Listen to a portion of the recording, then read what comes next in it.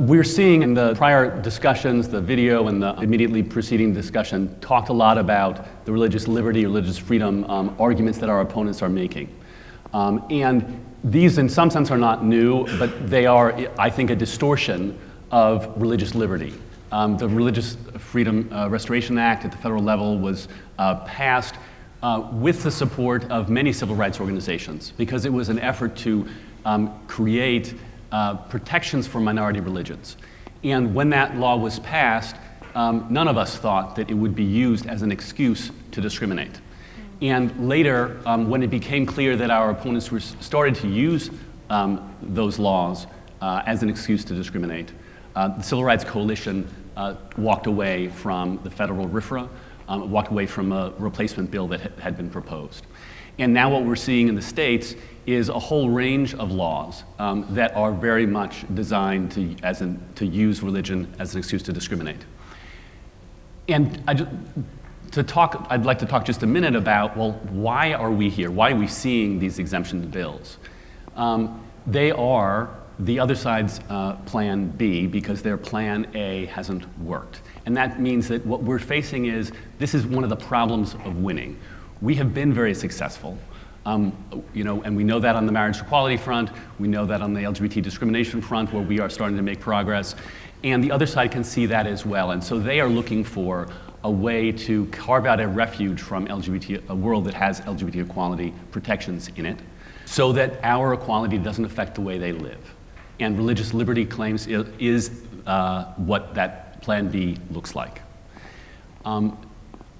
I think it's helpful to think about this as the other side's Plan B, in part because it helps us see that these laws are not about religious freedom, they are about discrimination.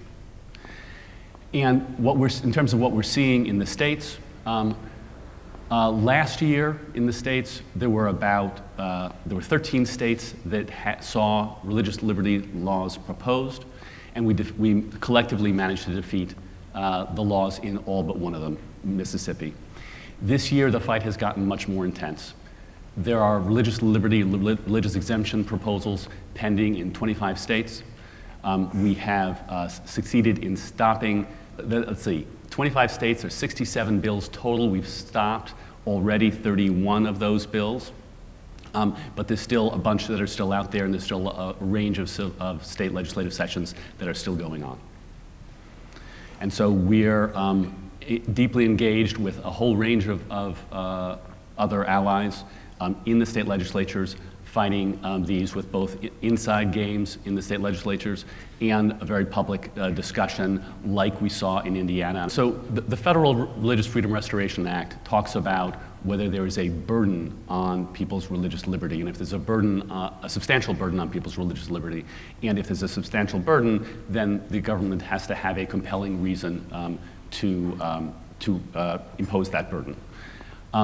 Super RFRA, one of the things that Super RFRA is in the states is that they change it from a substantial burden to just a burden. And they make some other language changes. That is all designed to provide, to make it easier for people to claim that any kind of law will burden their religious freedom and therefore allow them to get out of whatever the laws are.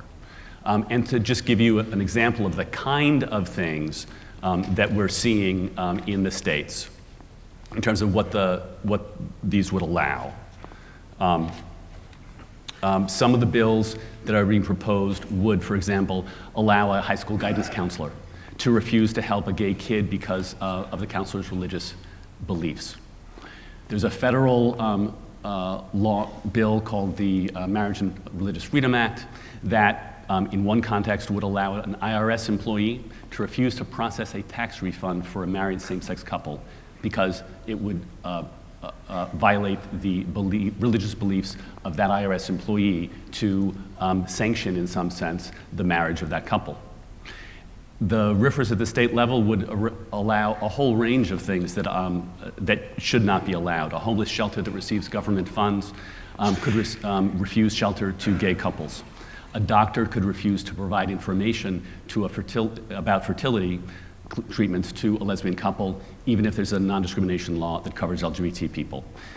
in the context of state non-discrimination laws, where we're trying to push for LGBT non-discrimination protections, exemptions are routinely proposed that would allow any individual with a religious objection to homosexuality to not have to abide by that non-discrimination provision. So that could allow, for example, a waiter in a restaurant to say that he won't serve the gay guys at table 12, even in a world in which there is an LGBT non-discrimination norm. The other side is going all in on this. They've basically given up on stopping us from getting the basic equality that we've been working towards and that we are making serious progress on.